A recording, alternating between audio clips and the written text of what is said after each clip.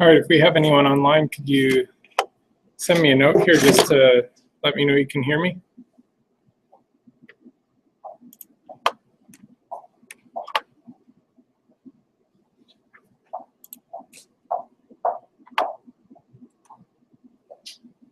Hello. Okay, looks like we have sound.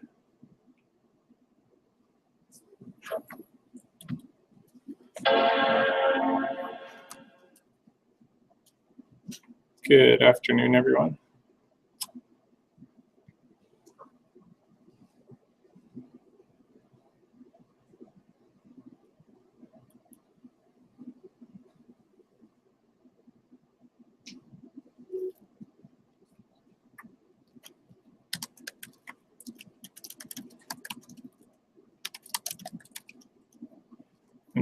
Let's get logged on.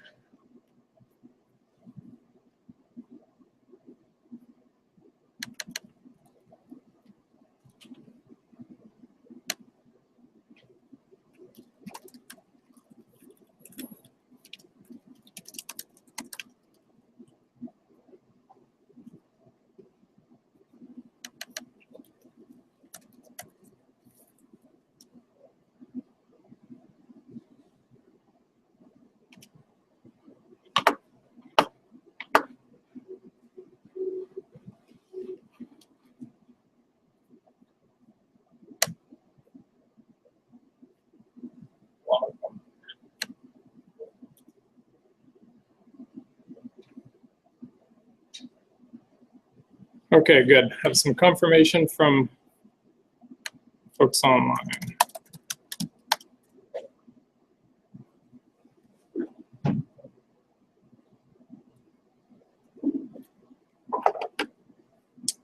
All right, welcome back from the holiday, everyone. We've got an exciting lecture planned for you today. Central limit theorem, which has the name of something that sounds important, and it is important. I'm going to start talking about samples and sampling distributions today, which form the basis for all of statistical hypothesis testing. And the central limit theorem forms the basis for a lot of statistical hypothesis testing and almost everything that we will cover for a statistical test for the rest of this semester. Let's see, I'm not seeing anything on the screen online. My goodness.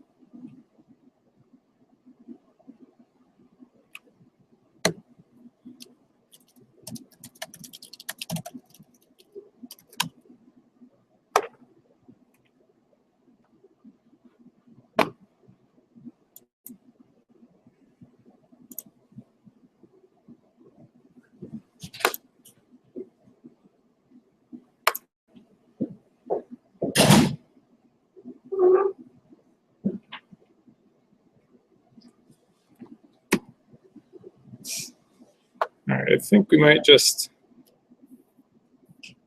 have to do it like this.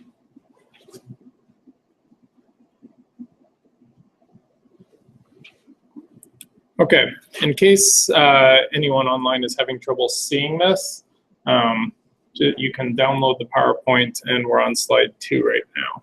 So I'm going to emphasize a lot today the difference between population distributions and sampling distributions. The concept behind the difference between a population and a sample is not too hard, but the difference between those distributions, I think, often is a difficult one. And it's sampling distributions that form the basis of hypothesis tests. But population distributions are really what we're accustomed to and really have our heads wrapped around better. And then I'm going to talk a bit about experimental versus observational studies and prospective, retrospective, and case control studies. So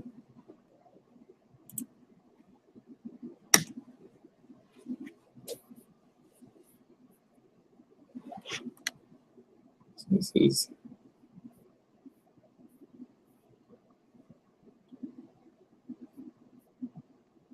Sorry, this is a bit concerning still. Seems like I have a different technical difficulty every week. I think I might have exhausted them by now. Oh, someone else can see the slides clearly. Okay, that's good.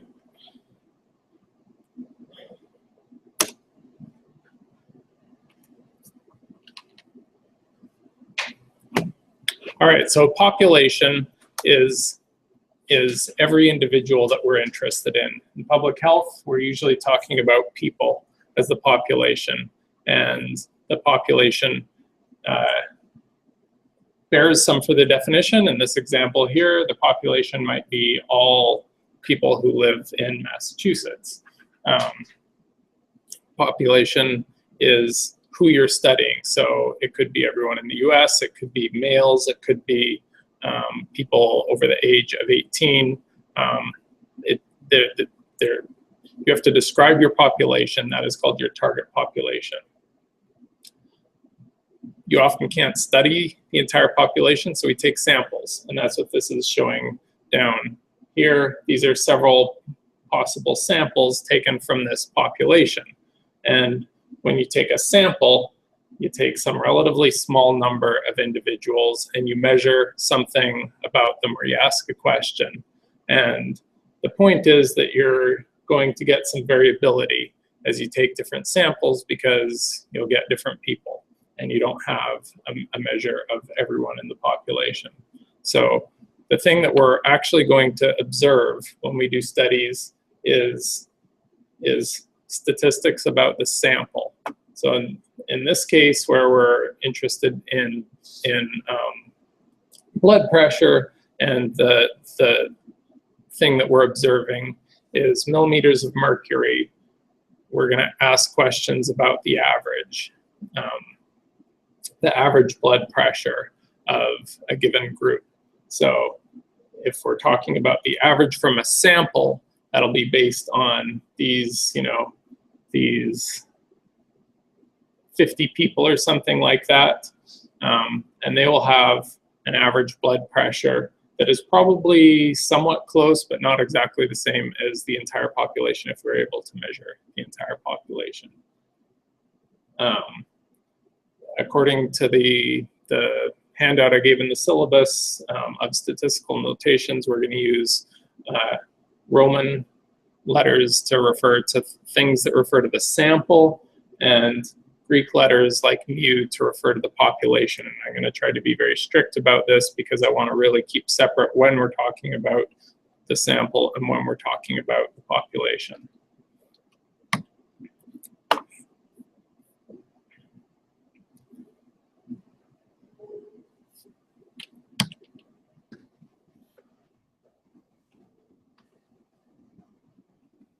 All right, so here's a sample versus population question. Here is a survey that I gave last spring to one of my classes, just asking students to give their ages. I thought I'd spare you doing this again.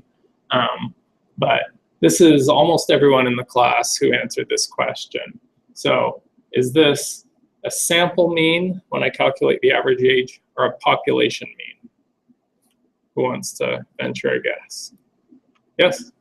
If you're just interested in the population of students that are in your PH751 class at Hunter College, it's a population.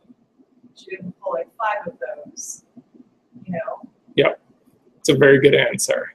So that the answer given was that if you're just interested in, if I'm just interested in my class, that's the population. Suppose that I'm interested in the average age of all students at Hunter College. Then that's a sample, right? That one class is a sample of all the classes. not a very good one. Not a very good one. Well, I don't know. Yeah. It's definitely not randomized, right? It's like not, the population of your students are going to be master's students. Right. Yeah, so another good point, that the population of this class, they're going to be master's students. They're not going to be representative of Hunter College as a whole, where there are a lot of undergraduate students.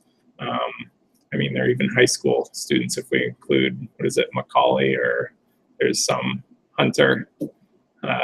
Hunter College High School. But so yeah, it depends on what your population, your target population is.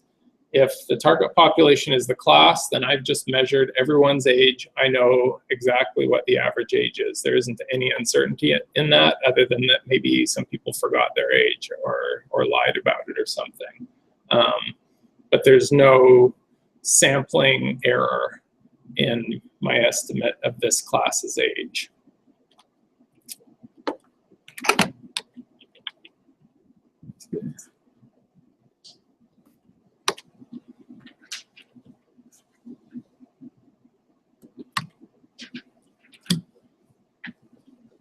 So a sampling distribution, if we were thinking now of that class as a sample from all of the classes of at Hunter College, then that average age is just one measure of all of the possible samples that we might have taken of Hunter College students. And if we repeat that class after class and calculate the average every time, we get what we call the sampling distribution. And that is the distribution of average ages that we get in repeated sampling from our target population. So does that make sense? You see the difference between there is the distribution of ages, and that's your like distribution of individual ages, and then there's your distribution of average ages from samples, and that's the sampling distribution.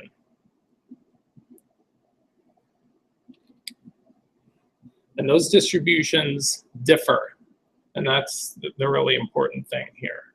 Here is an example of what, say, the population mean of serum cholesterol looks like. And we have an average around 211 and a spread between all the way from 73 to 349. But if we take groups of people and look at the distribution of the average cholesterol among those groups of people, there's much less variability. So you're losing some of the variability that exists in individuals by looking at the average of groups of people. That shouldn't be surprising, right? There's less variability in the average characteristics of a group than there is in individuals. But that's a pretty fundamental aspect of sampling distributions. And that is why, for example, when you take larger samples, you get better power to detect differences because that sampling distribution becomes narrower. Oops.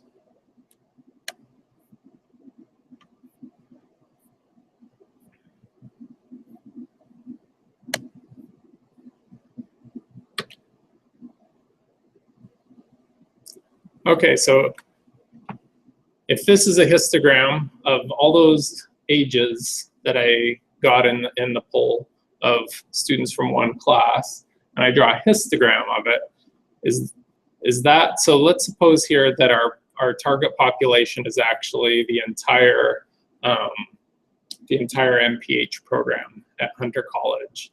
Is this going to be an estimate or an approximation of the population distribution of ages or a sampling distribution of ages?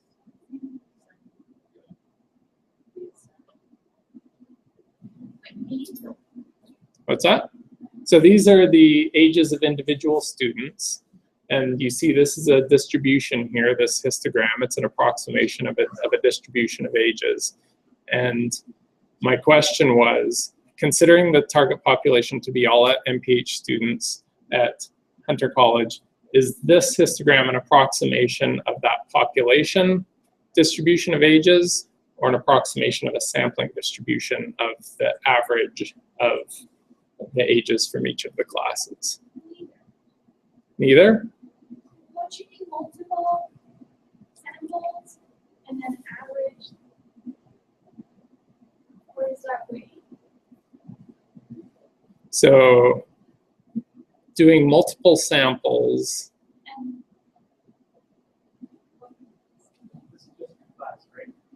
This is just my class. Yeah, these are the ages of individual students in my class. It's not a population distribution. It's not the population distribution. What's that? It would be a sample. Yeah, this is a sample. This is a sample. But my question is, does this look like the sampling distribution or the population distribution? That's why you take a sample. What's that? That's why you take a sample. I took a sample To because, approximate the population. yeah. So yeah, you're getting onto the answer. I think I managed to trick you all at first, but you're catching on now. I took this sample as an approximation of the population. So it's not the population because I haven't asked every student. I've only asked about 40 students here. But their individual ages, assuming that this is a representative sample from the population, will have close to the same distribution as the population. I thought you had to weigh the sample before saying that. That I have to weigh them? Yeah. What do you mean? Isn't that why you do the weighting thing in statistics? So you're asking about sample weighting. That could refer to a number of different things. If your sample is not, you can say your sample is representative.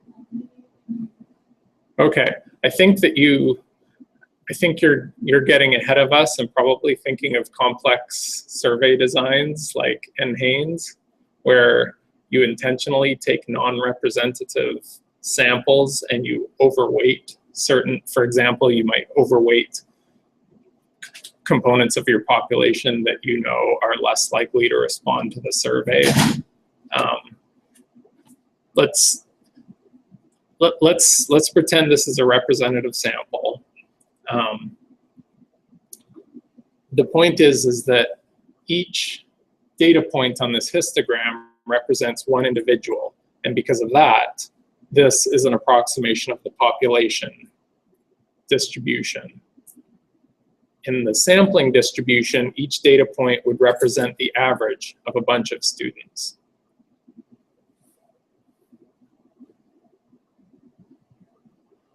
Someone want to say that back to me? I have a feeling it's still a little bit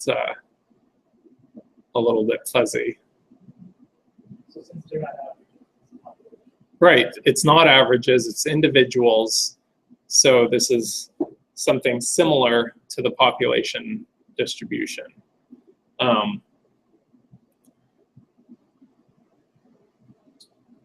you want to hazard a guess if we were to look at a sampling distribution, say there are 40 students in every class, how would the sampling distribution be different from this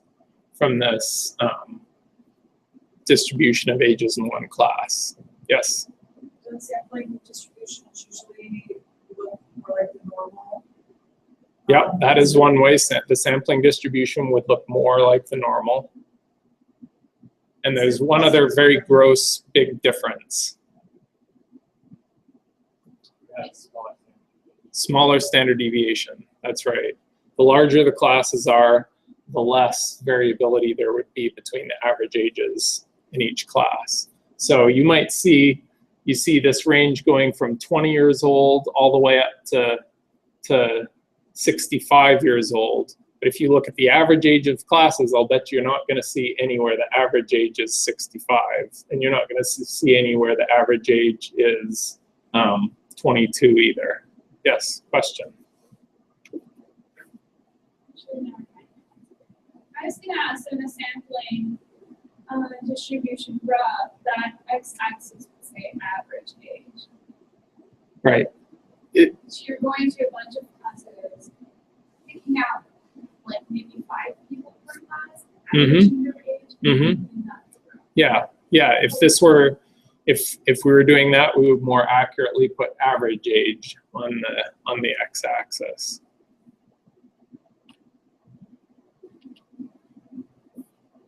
All right, I don't see any questions online, but I'm paying attention.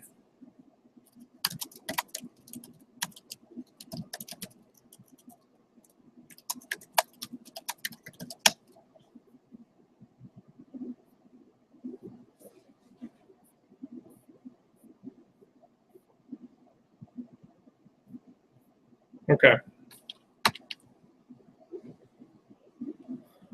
So the central limit theorem tells you the relationship between the population distribution and the sampling distribution. It tells you what your sampling distribution will be in relation to the population distribution.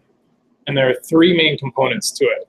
The first one is that the mean of the two distributions is the same. So your sampling distribution, it'll be narrower like this, but it will have the same mean as the population. Very important. The second one is a relationship between the standard deviations.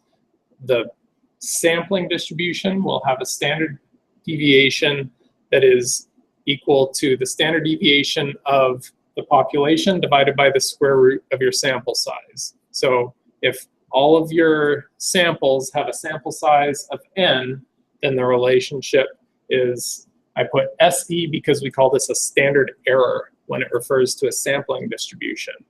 SE, the standard error, is equal to the population standard deviation divided by square root of n. Very simple. Well, I should say the equation is simple. It's really not obvious that that would be the case. So it's kind of not simple at all, but we're going to use it. It's an important thing to know. So the means, they're the same. The standard deviations just differ by this factor of square root of n. And then the third part, which is really neat, is that for large n, the sampling distribution is always normal. Doesn't matter what the population distribution is, the sampling distribution will be normally distributed. So here are some wonky examples. Here's a histogram where with the individuals, so n equals 1, it's totally uniform. If we take samples of n equals 4 and average those 4 individuals, we see it starting to become more normal here. And as we get to larger sample sizes, it's totally bell-shaped, normal, and the standard deviation of the sampling distribution decreases. What's that? Why is it normal? That's a great question. And we would have to go through a proof of the central limit theorem to explain why.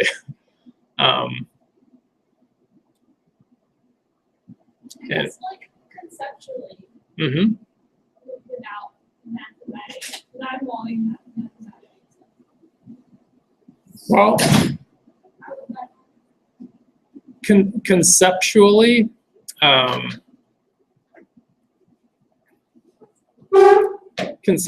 what this is saying is that when you take the average of a group of measurements, you will get you'll get a value close to the average most of the time, and it will fall off in both directions with reducing frequency. It means close to that of the population. right, and the more unusual your sample, the less and less frequently that will happen. So that part of it is an intuitive result. So every now and then when you take a random sample of the students of Hunter College, you'll find that everyone is over the age of 50. But if you're taking a random sample, that will only happen rarely. but an average that is right on the average, which I think is about 30, is going to happen quite frequently. Question? The question is this assuming that all of the samples taken are random? And yes, it is making that assumption. With non-random samples, it depends. You might still see a behavior similar to the central limit theorem, but with non-random samples, you might be sampling more or less the same segment of the population over and over. And so you don't see any of these properties. We're pretty well in this class. We are always going to make the assumption that you have a random sample. Question? Yeah, for the n equals 1, if that's the sample, what do the bars represent? Sorry, for which one? So the n, that would be the sample, right? The sample is 1. With n equals 1, what do the bars represent? Yeah. So these would represent individual measurements. So if these were like ages, each of these would be, if this is 26 years old, this would be the number of students who are age 26. Okay, and then the rest are just groups of those ages. So the rest are just groups of those ages. Right, right. So these are like a grouped continuous variable. So if it's millimeters of mercury, it's the total number that are rounded to the nearest whole number. It's just some binning of a continuous variable. Yes, question? Random sample, individually samples or random sample? So for a random sample, can an individual be included in multiple samples? That is a very good question, and the answer is yes. It depends on your sampling strategy, but in general, samples, if we're taking repeated random samples of the population, it will be from the same population every time. So we take one sample, we get 10 people, we then put them back, and we take our next sample. But in the methods for this course, we'll be assuming a large population size so that it doesn't have an important effect. It's a whole other area of statistics, getting into small populations where that actually really makes a difference. Question? No. These are great questions.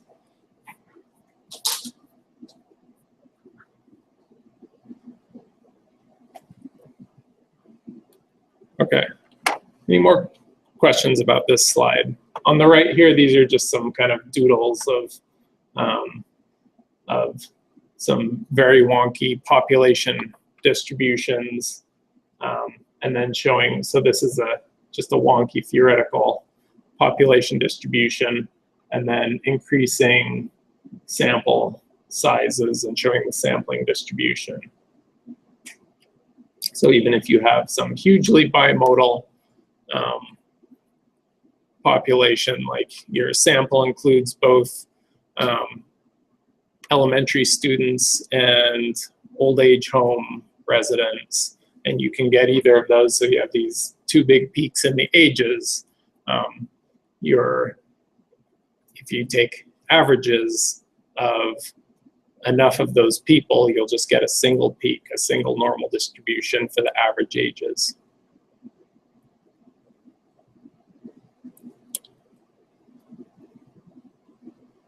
There's some nice demonstrations of this. I wish I had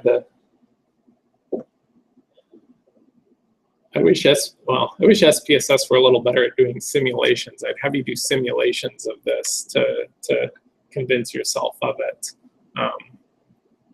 Maybe I'll just do one at some point and show you how it actually happens. But it's a little bit harder to believe if you don't actually program it yourself. But it works out like this.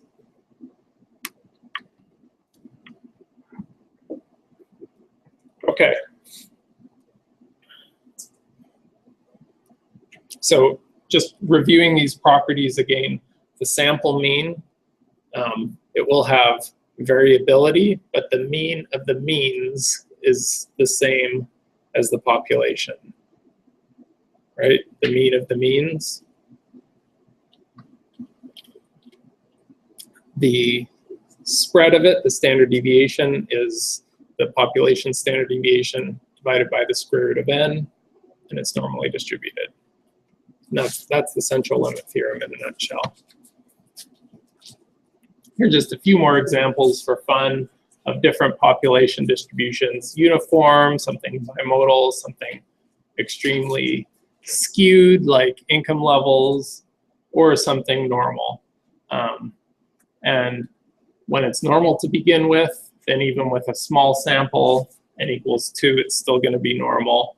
The more non-normal it is, the higher a sample, the larger a sample you'll have to get it to look really normal. But by the time you get to n equals 30, pretty well every sampling distribution looks the same, or it looks normal.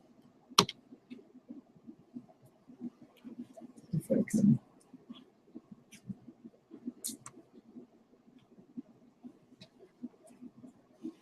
There we are.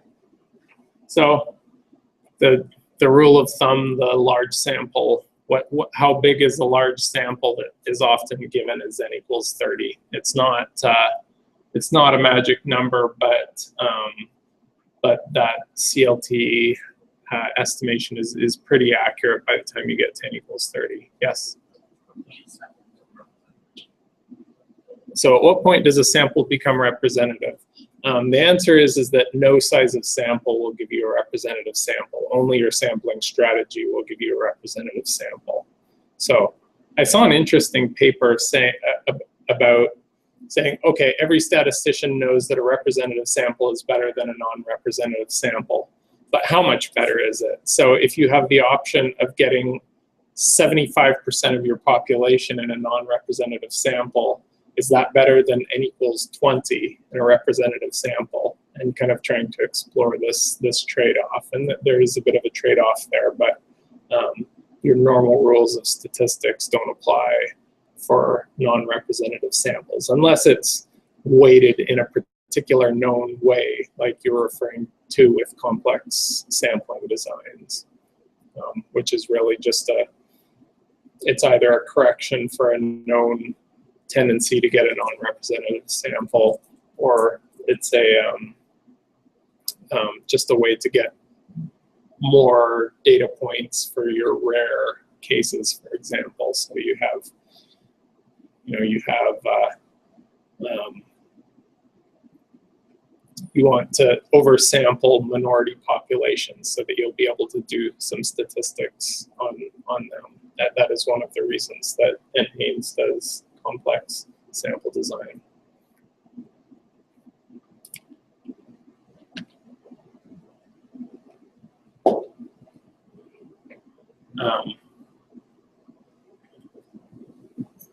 So just hammering this home, as n increases, your sampling variability decreases. So here is where n equals 1, your variability in the population and in the samples is the same if n equals 1. N equals 20, they differ by a factor of square root of 20. N equals 30, they differ by this factor of square root of 30. I think I'm going to try going back to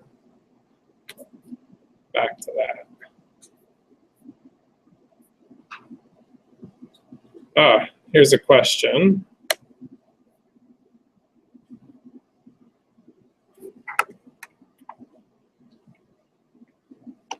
I love it when it does this.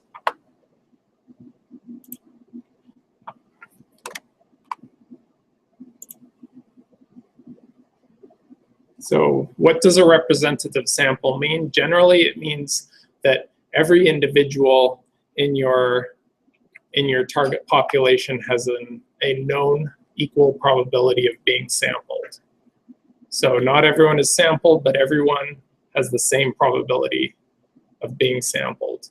And in the complex survey design, we extend that a bit. They don't have to have the same probability of sampling, but we have to know what the probability of every individual being sampled is. and that's the key to doing representative samples. So in that case, in the case of the complex sample, one individual might represent 100 people if they have a 0.01 chance of being sampled, and another one person might represent 1,000 people if they had a 0.001 chance of being sampled. But the point is that we know what the probability of each individual being selected is. Oops.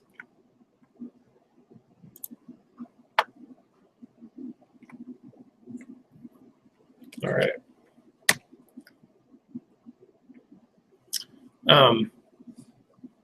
So for proportions, it is the same thing.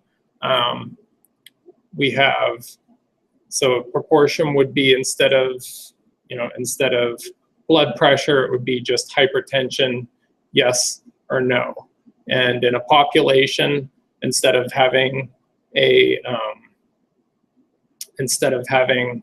a measurement, like, a continuous measurement for each individual is just yes, no.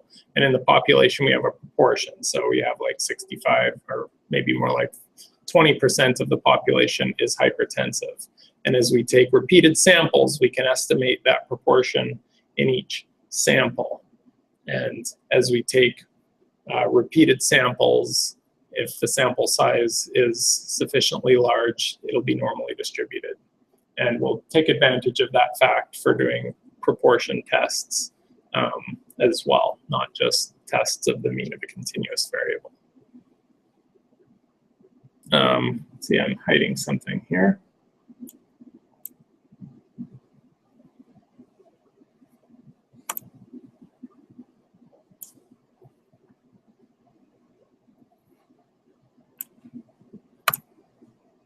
Okay, the formula got hidden here, but here it is, the standard error on a proportion.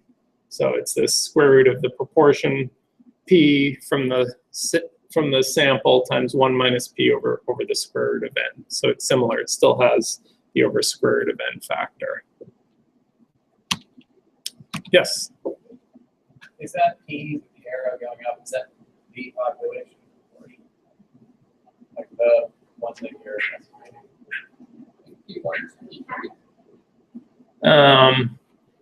Yes, in this case,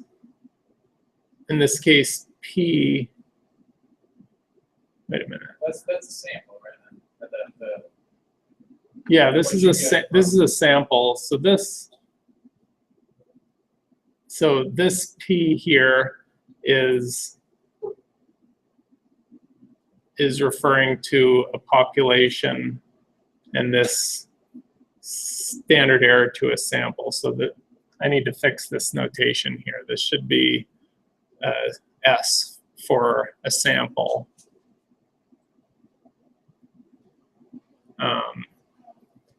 This p square root of p times 1 minus p is the standard deviation in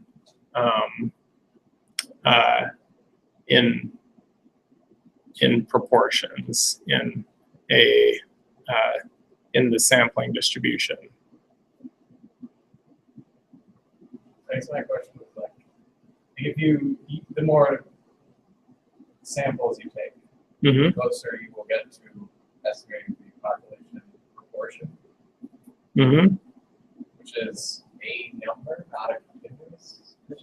That's right. So the population proportion is just one single number. Is that what you mean by that p with an arrow at the top? Let's see, what is this p with an arrow That's not here? drawing, but Yeah, so this p with an arrow here is a theoretical population proportion, and what this is showing. This is a bit confused here, but the idea is showing that if you take several samples, their proportion will differ from the population somewhat.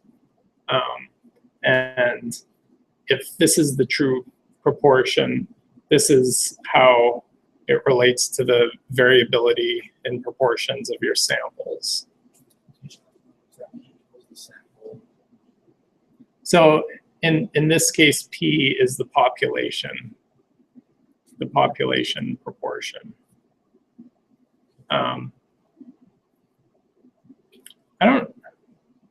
This is actually one case where normally P is used for the population, and you often put a hat or something over it to say when it's from the sample. So P hat is sample. P hat is a sample, yeah. Does anyone know offhand if that's what it says in the notation sheet for the course? For proportions, P is the population and P hat is the sample. We'll check during lab tonight. Oops, there was another question.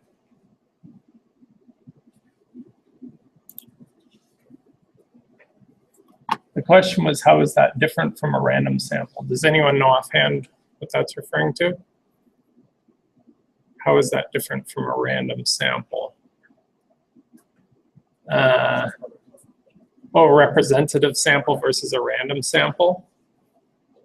I use those sort of interchangeably, but a random sample does not have to be representative in the sense that that we're talking about with a complex survey design where you might oversample or overrepresent certain components of your population. So a strictly representative sample would be, actually I have some examples here, and there are ways of getting a representative sample that is not random as well. So we will go over that a little bit later. They are slightly different, the random sample and a representative sample. A representative sample means that it's a fair representation of your population, and a random means that every individual in your population has a known probability of being sampled, and that the sampling is random based on a known probability.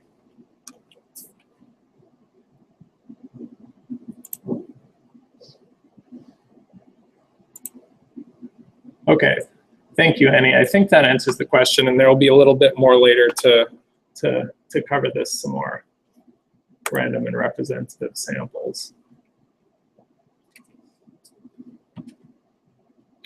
Okay.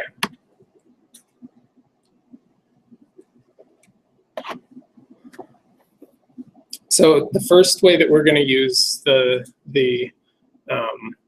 central limit theorem is for one sample inference, and we can do that by we have one sample, we calculate its mean, and then we know for a given n, if this is a random sample, we know what the standard deviation and is of that sampling distribution, and we, under the assumption of something about the null hypothesis, and we're going to get more into the proper hypothesis testing, but if the population has a mean of mu, then this difference from the population mean will have a standard deviation of this standard error. So let me put that another way. If we have a theoretical population mu with known standard deviation sigma, we know what the distribution of sample means will be. It'll have the same mean mu, and it'll have a standard deviation or standard error of sigma over square root of n. And so this quantity, for a given sample, the mean of that sample minus the population mean and divided by the standard error will be normally distributed with a mean of 0 because these are the same, and a standard deviation of 1 because we've divided by the standard deviation of the sampling distribution. And that will form the basis of a hypothesis test because we know what the sampling distribution is if we make an assumption about what the population distribution is. Sound good? Questions?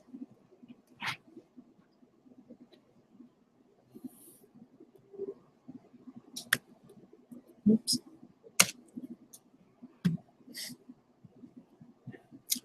And furthermore, based on one sample, we can, so in a reverse situation where in that first situation I said, okay, we're going to pretend we know what the population mean and standard deviation is. Now instead, let's say, okay, we don't know what the population mean is. All we know is what the sample mean is. Let's put a confidence interval on what is the population mean, and that is confidence intervals. And this is, again, based on the central limit theorem and knowing what the distribution of samples is.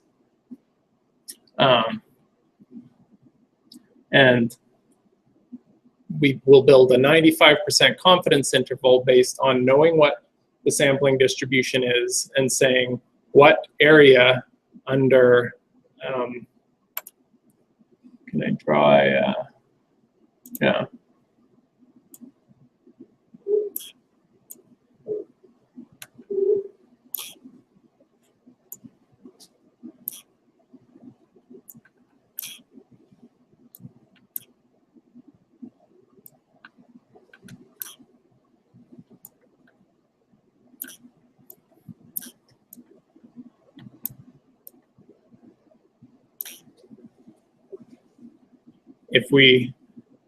If we know what the standard deviation of the sampling distribution is, then we can estimate in what range 95% of all of those samples would fall. And this is kind of going in reverse in how we're going to be calculating confidence intervals. So these are kind of two sides of the same coin, the hypothesis testing and estimation. Estimation being, in this case, estimating the confidence interval.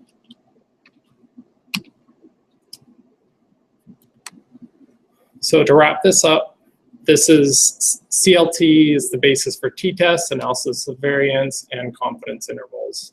All important stuff. And it tells us that no matter what the population distribution is, for large samples, we know what the sampling distribution is. And we will also cover in this course inference for small samples when that large sample limit doesn't hold. Okay, let's get to that question now about sampling and a potential difference between, or distinction between a random sample and a representative sample. So here's that population again. The so-called study unit or sampling unit, those are the individuals that we will sample. In this case, they're people. In some cases, a study unit might be something else like a school or a class, something that involves multiple individuals, but it's actually some characteristic of that class that we're interested in. But those are the things, the individual things that we sample. The target population, that is everybody or the entire population that we would like to observe. And the study population are the people who we can actually sample when in the real world we can't actually reach the entire population. And a sampling frame is what we're going to use for taking samples. I have an example of that coming up. So here's one example where of a non-representative sample and sampling bias. we've got the general population and people seeking coaching. So, and among people seeking coaching, let's see, we've got non-nervous people and extremely nervous people. So we have sort of extremes. Hypothetical example here, where some of the people are seeking coaching because they're extremely nervous, some people because of some other reason. And in the general population, we have a lot of slightly nervous people. So if our sample is only looking at this group here, people seeking coaching, it's not representative because there's a certain amount of selection bias, and we have a lot of people who had a 0% chance of being sampled in this study. What's that? It's not a random sample. That's right. Yeah. And it's easy to dismiss a random sample or a non-random sample, but many studies do not have random samples just because it is impossible to get a random sample. So it's something to be aware of and to try and think about things like this. How does this study population differ from the target population? Because circumstances might just require that they are different. Okay. So the simple random sample, this is kind of a gold standard. This is just where anybody in the sample is equally, like anybody in the target population is equally probable to be sampled.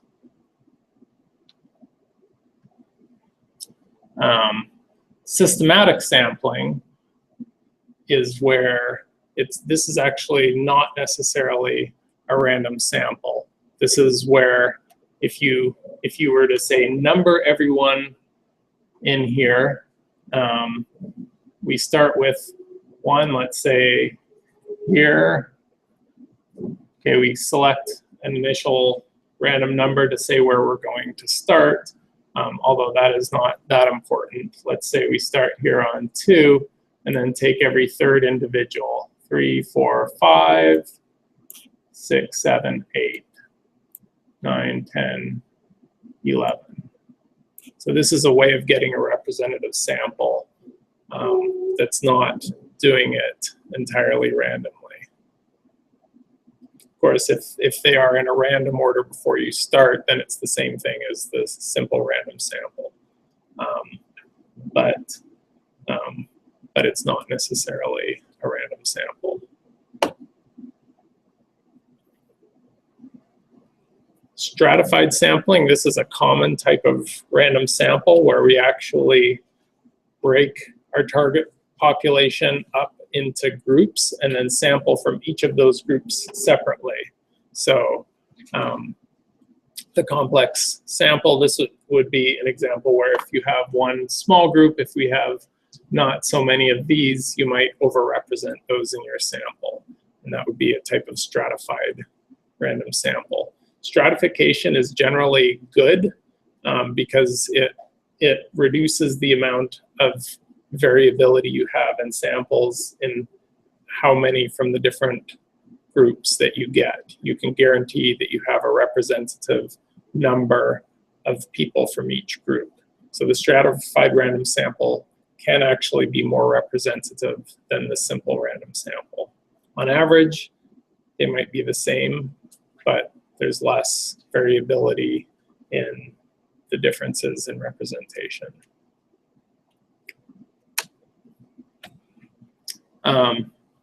Cluster sampling is something that you'll come across in certain types of randomized controlled trials where it's difficult to do an intervention on the individual level. A good example of this is like community interventions like public health messaging.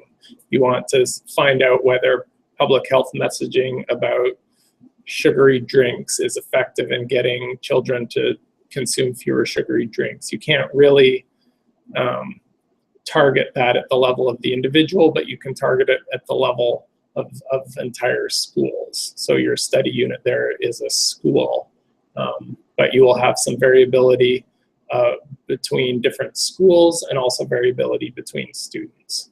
So that's cluster sampling. And then there are non-probability samples. These are ones where there is an unknown probability of sampling different individuals in the target population, and where large segments of the population have zero chance of being sampled. Most importantly, we're not controlling the probabilities of sampling. So making a call for volunteers, sending out an email broadcast, and getting a few people responding to it. Patients at a particular cancer clinic, that's not a random sample of the population. Obviously, you might get a sample of all of the patients who come into that particular clinic. And these are so-called samples of convenience. So the issues are that we don't know the probability of selection from the target population. So this second one is a bit of a trick one in that this might be, it depends on what your target population is. Also with volunteers, it depends on what your target population is. If you're talking about a random sample of volunteers at some organization, okay. If you're talking about volunteers that you hope are coming from an entire other population, then that may be not a random sample, and you really can't use statistics to infer anything from it. I'm going to skip over this quickly, but here's just a visual example of different sampling strategies where might be a little bit hard to see here, but this was a picture of just an area of land that had a number of archaeological sites on it, and you could take different approaches to sampling to try and find these things. Assuming you can't dig up every little square patch of land to look for artifacts, you take samples and look for them. So the simple random sampling would look like this. Here, just random positions placed down over this area. The systematic sample would look like this, very evenly spaced out samples. So this is not random, but it is representative. The stratified random sample, where say we create certain areas. So in this case, it is plotted into the areas to the north of this road and to the south of this road, and you fix the number of sites in each of those areas and then randomly place them. So you're less likely then to have large stretches of unsampled areas in either of those areas. And non-probability sampling, maybe this is where we just sample in the places where we think there's going to be something interesting. In this case, maybe there's some merit to that. If you have a pretty good idea in advance, you don't want to sample the whole area, but that's not a random sample. Okay, very quickly, just a bit about the difference between experimental and observational studies. Experimental studies, now keep in mind both experimental and observational studies can involve random sampling. The difference is that in experiments there's an intervention, so we actually create the difference. We randomly create a difference between groups rather than just observing different groups. So normally we would, our sampling would be of a target population, and then we would randomly assign those individuals to different groups and have one control, one treatment group. And they are the only way to prove causality, even though in some cases they're impossible to do. Without them, you can't really prove causality, even though you might be able to build up good evidence of causality without them. Major types of cross-section or observational studies. There's cross-sectional, which is where we take a snapshot in time of the target population and observe them at that instant or that snapshot of time. So the New York City and National Health and Nutrition Examination Studies, the Behavioral Risk Factor Surveillance System, these are cross-sectional studies. The retrospective study, the most common being a case control study. This is where you recruit people based on their health status. These are very inexpensive, quick studies to do and are especially important for rare cases where if you do a cross-sectional study and you're interested in some kind of a rare, I don't know, tumor of the eye, you might in your random sample get no one who has that condition. You can't study it. Whereas in the retrospective study, you would actually seek those people out based on their history of that condition. And the prospective study is where you take a group of people, say we take the students in this room, get you all to fill out a questionnaire now or a health study, and then follow you over time and see what happens. And this is the best way to actually observe people's life course and health outcomes. Of course, it's still observational, so you can't know that differences in behaviors results in difference in health outcomes, but it's a better way than a cross-sectional study for sure. And just to emphasize this, observational studies cannot prove causality. Although I have an article that I just read today in an American Statistical Association study that I'm going to post, which is a bit of a counterpoint to this argument and saying how the impossibility of proving causality was used very effectively by the smoking lobby for a long time, because it is essentially impossible to prove causality of smoking causing lung cancer, but the amount of observational evidence added up eventually to very strong evidence.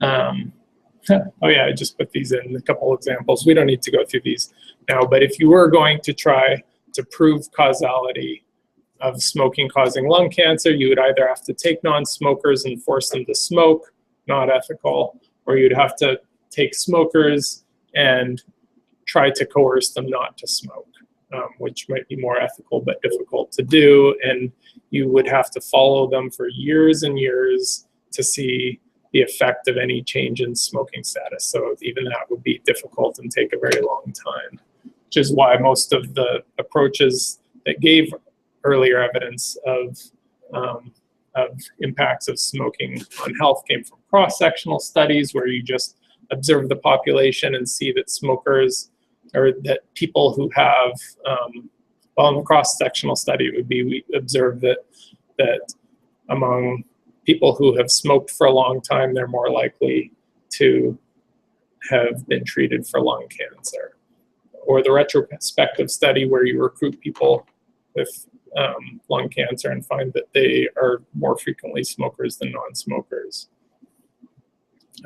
And the prospective study, which we do, there is evidence from long-term prospective studies now, seeing that individuals who have years of smoking history are more likely to, later in life, get lung cancer.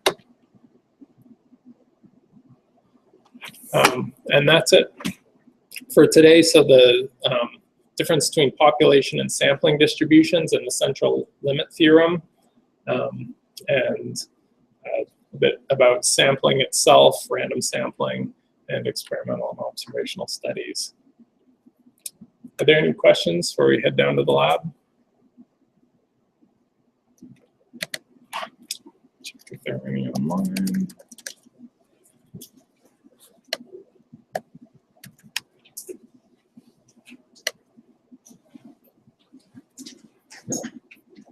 All right, thank you.